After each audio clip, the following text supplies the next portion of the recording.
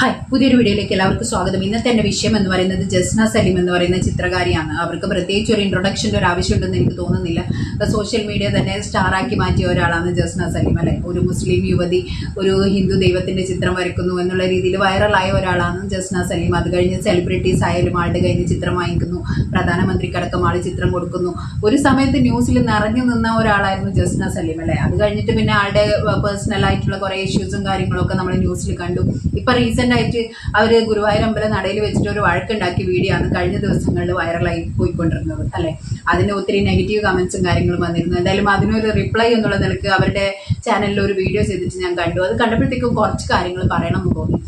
അവർ ആ വീഡിയോയിൽ പറയുന്നുണ്ടായിരുന്നു, ഞാൻ ചെയ്ത കുറ്റം എന്താണ്, ഞാൻ കണ്ണൻ്റെ ചിത്രം വരക്കുന്നതാണോ ഇത്ര വലിയ കുറ്റം, ഞാൻ അമ്പലത്തിൽ പോയതാണോ കുറ്റം, പിന്നെന്താ ഞാൻ അവിടെ റീൽ ചെയ്തതാണോ കുറ്റം, ഗുരുവായൂർ അമ്പലം നടയിൽ ഞാൻ റീൽ എടുത്താൽ മാത്രം എന്താണ് ഇത്രയധികം പ്രശ്നം എന്നൊക്കെയുള്ള രീതിയിലാണ് അവർ ചോദിക്കുന്നത്. കൂടാതെ അവർ തന്നെ പറയുന്നു, എനിക്ക് ഭഗവാനോടുള്ള ഭക്തി കൊണ്ടാണ് ഞാൻ ഭഗവാന്റെ ചിത്രം വരക്കുന്നത്, ഇതൊരു ബിസിനസ്സായിട്ട് ഞാൻ കണക്കൂട്ടുന്നില്ല, ബിസിനസ്സായിട്ട് കണക്കൂട്ടിയിരുന്നെങ്കിൽ ഇത്രയധികം പ്രശ്നങ്ങൾ ഉണ്ടായിട്ടും ഞാൻ ഭഗവാന്റെ ചിത്രം വരച്ചുകൊണ്ടിരിക്കേണ്ട കാര്യമുണ്ടോ എന്നുള്ള രീതിയിലൊക്കെ ആൾ സംസാരിക്കുന്നുണ്ട്. അപ്പം ഞാനത് കണ്ടപ്പോഴത്തേക്ക് എനിക്ക് തോന്നിയത് എന്താണെന്ന് വെച്ച് കഴിഞ്ഞാൽ, അത്രയധികം ഒരു ആരാധന അല്ലെങ്കിൽ ഒരു ഭക്തി ഭഗവാൻ കൃഷ്ണനോട് തോന്നുന്ന ഒരാൾക്ക് ഒരിക്കലും ഒരു അമ്പല നടയിൽ കിടന്ന് വഴക്കുണ്ടാക്കാൻ വേണ്ടി പറ്റുമോ? ഒരിക്കലും സാധിക്കുമെന്ന് എനിക്ക് തോന്നുന്നില്ല അല്ലേ. നമ്മളായാലും ഓരോ ആരാധനാലയത്തിൽ ചെന്നിട്ട് വഴക്കുണ്ടാക്കുമോ? ഇല്ലല്ലോ. അത്രയധികം പവിത്രമായിട്ട് നമ്മൾ കാണുന്നതാണ് ഒരു അമ്പലം അല്ലെങ്കിൽ ഒരു പള്ളി എന്നൊക്കെ പറയുന്ന ഒരു ആരാധനാലയത്തിന് നമ്മളെല്ലാവരും ഒരു പവിത്രതയും ഒരു റെസ്പെക്റ്റും ഒക്കെ കൊടുക്കുന്നുണ്ട്. അവിടെ ചെന്നിട്ട് എന്ത് വലിയ പ്രശ്നമായാലും നമ്മൾ ചെന്ന് വഴക്കുണ്ടാക്കും? ഇല്ലല്ലോ. അവർ ചെയ്തത് ശരിയാണെന്ന് ഞാൻ പറയുന്നില്ല കേട്ടോ. ആ സ്ത്രീ അവരെ കമൻ്റ് ഇട്ട് ആ ഒരു സ്ത്രീ ചെയ്തത് ശരിയാണെന്ന് ഞാൻ ഒരിക്കലും പറയില്ല. കാരണം ജസ്ന സലീമും അവരുടെ കസിനുമായിട്ടുള്ള റിലേഷൻഷിപ്പിനെ വളരെ വൾഗറായ രീതിയിലാണ് അവർ കമൻറ്റ് ചെയ്തിട്ടുണ്ടായിരുന്നത്. ആരായാലും അത് ചോദിക്കും, ഇല്ലയെന്ന് ഞാൻ പറയില്ല. പക്ഷേ അത് ആ അമ്പലനടയിൽ പുറത്ത് വെച്ചാകാമായിരുന്നു എനിക്ക് ഫീൽ ചെയ്തായിരുന്നു. അതേ സംഭവം തന്നെയാണ് ആ ഒരു വീഡിയോക്ക് താഴെ ഒത്തിരി പേര് കമൻറ്റ് ചെയ്തിട്ട് ഞാൻ കണ്ടത്.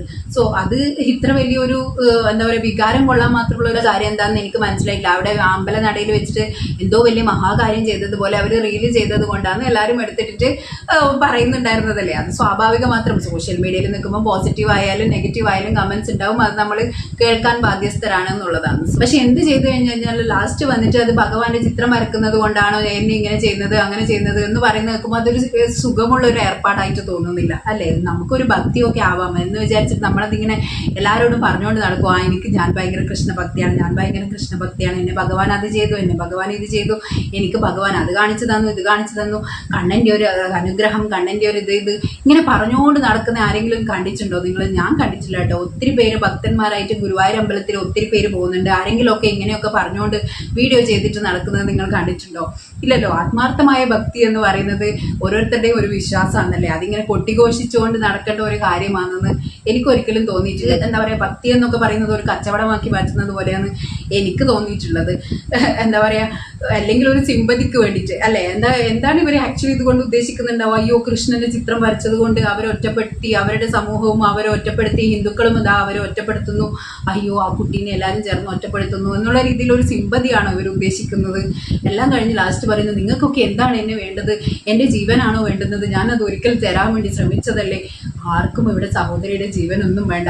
ഈ ഭക്തിയുടെ പേരിൽ കാണിച്ചു കൂട്ടുന്ന കോപ്രായങ്ങളൊന്നും ഒഴിവാക്കിയാൽ മതി. അത്രയേ വേണ്ടുള്ളൂ അല്ലേ. നിങ്ങൾ ചിത്രം വരയ്ക്കോ, കൃഷ്ണൻ്റെ ചിത്രം വരയ്ക്കോ, അത് വിൽക്കോ, എന്ത് വേണേ ചെയ്തോ, ഇവിടെ ആർക്കും ഒരു വിരോധവും ഇല്ല അല്ലേ. അത് വന്നിട്ട് എന്താ പറയുക, കൃഷ്ണൻ്റെ ചിത്രം വരച്ചത് കൊണ്ട് എന്നെ നാട്ടുകാർ ഇങ്ങനെ ചെയ്തു, എന്നെ അവരിത് ചെയ്തു, എന്നെ ഇവരിത് ചെയ്തു, എന്നെ അവർ ഒറ്റപ്പെടുത്തുന്നു എന്നൊക്കെയുള്ള രീതിയിലുള്ളൊരു സംസാരം അതൊന്നും ഒരിക്കലും ഉൾക്കൊള്ളാൻ വേണ്ടി പറ്റുന്നില്ല. വേണ്ടുന്നിടത്തും വേണ്ടാത്തിടത്തും എന്തിനാണ് ഇങ്ങനെ ഭഗവാന്റെ പേര് വിളിച്ച് പറയുന്നതെന്ന് മാത്രമേ എനിക്ക് മനസ്സിലായിട്ടില്ല. ഭക്തിയുടെ പേരിൽ ഒരു സിമ്പതി പിടിച്ചു പറ്റാൻ വേണ്ടി ശ്രമിക്കുന്നത് പോലെയാണ് എനിക്ക് തോന്നിയിട്ടുള്ളത്. പിന്നെന്ന് പറഞ്ഞു കഴിഞ്ഞാൽ അവർ തന്നെ പറയുന്നത്, ഞാൻ ഹിന്ദുക്കൾക്ക് വിളക്ക് കത്തിക്കാനുള്ളൊരു അവസരം ഉണ്ടാക്കി കൊടുത്തു. അതെന്താണെന്ന് സംഭവം എന്ന് എനിക്ക് മനസ്സിലായിട്ടില്ല. എത്ര ആലോചിച്ചിട്ട് അതെന്താണെന്ന് കാര്യം എനിക്ക് പിടിയിട്ടില്ല. നിങ്ങൾക്ക് ആർക്കെങ്കിലും മനസ്സിലായിട്ടുണ്ടെങ്കിൽ എനിക്കതൊന്ന് കമൻറ്റ് ചെയ്ത് തരണം കേട്ടോ. അത് കഴിഞ്ഞിട്ട് പിന്നെ പറയുന്നുണ്ട്, ഹിന്ദു വിശ്വാസം കാക്കാൻ വേണ്ടിയിട്ടാണ് ഞാൻ ഇതൊക്കെ കാണിച്ചത്. ഒരു ഭഗവാൻ കൃഷ്ണന്റെ ചിത്രം വരച്ചത് കൊണ്ട് ഹിന്ദു മതത്തിന് എന്തെങ്കിലും ഒരു സംഭാവന നൽകിയതായിട്ട് ആ സഹോദരി ചിന്തിക്കുന്നുണ്ടോ? എനിക്ക് അറിഞ്ഞൂടാ. ഭഗവാൻ കൃഷ്ണന്റെ ചിത്രം വരക്കുന്നത് ഹിന്ദു മതത്തിനുള്ള ഇത്രയധികം വലിയ സംഭാവനയാണോ? എനിക്ക് അറിഞ്ഞൂടാ കേട്ടോ. ഇവർ മാത്രമൊന്നുമല്ലല്ലോ നാട്ടിൽ ഭഗവാൻ കൃഷ്ണന്റെ ചിത്രം വരക്കുന്നത്. ആണോ? ഒത്തിരി പേര് ചിത്രം വരക്കുന്നില്ലേ?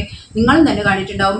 അവിടെയുള്ള ഗുരുവായൂർ അമ്പലത്തിന് തന്നെ അടുത്തുള്ള ഒരുപാട് ഷോപ്പുകളിൽ നിറയെ ചിത്രങ്ങൾ കാണാം, ഒരുപാട് വിഗ്രഹങ്ങളും കാണാം. ഇതൊക്കെ ഓരോരുത്തർ വരച്ചതൊക്കെ തന്നെ ആയിരിക്കില്ലേ? അവരും ഒക്കെ കഷ്ടപ്പെട്ട് വരച്ചതായിരിക്കും.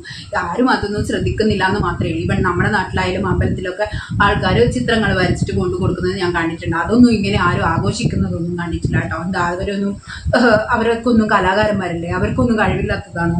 എനിക്കറിഞ്ഞൂടാ.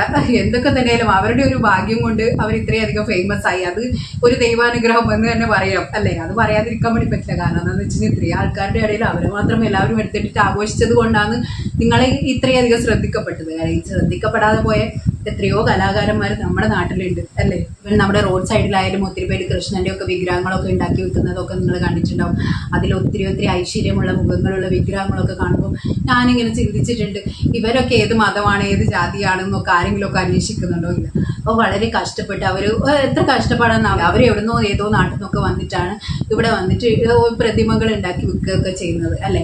സോ അതൊക്കെ വെച്ച് നോക്കുന്ന സമയത്ത് ഈ സഹോദരിയൊക്കെ ഒരു കൃഷ്ണ ചിത്രം കൊണ്ട് ഇത്രയധികം ഫേമസ് ആവുകയും ചെയ്തു, ഇത്രയധികം വരുമാനം അവർക്ക് ഇതിൻ്റെ അകത്ത് നിന്ന് കിട്ടുകയും ചെയ്യുന്നുണ്ട് എന്ന് അവർ തന്നെ പറയുന്നുണ്ട്. അവർ ബിസിനസ് അല്ല എന്നൊക്കെ പറയുന്നുണ്ടെങ്കിലും ഒരു സൈഡിൽ അവർ തന്നെ പറയുന്നുണ്ട്, ഞാൻ ഒരേ പാറ്റേണിലുള്ള ചിത്രം വരക്കുന്നത് കൊണ്ട് ഇപ്പം എൻ്റെ കൃഷ്ണൻ്റെ ചിത്രം ആരും മേടിക്കുന്നില്ല ലേലത്തിൽ, അതുകൊണ്ട് ഞാൻ പാറ്റേൺ മാറ്റാൻ പോവാണ് എന്നൊക്കെ പറഞ്ഞിട്ട് അവർ വീഡിയോ ചെയ്തിട്ട് ഞാൻ കണ്ടിട്ടുണ്ടായിരുന്നു. സോ ആൾക്ക് ഇതൊരു ബിസിനസ് തന്നെയാണ് അല്ലേ? അവരത് വിറ്റിട്ടാണ് ജീവിക്കുന്നത്. ഒരു മാർഗം എനിക്ക് കൃഷ്ണൻ കാണിച്ചു തന്നു എന്ന് അവർ തന്നെ പറയുന്നുണ്ട്.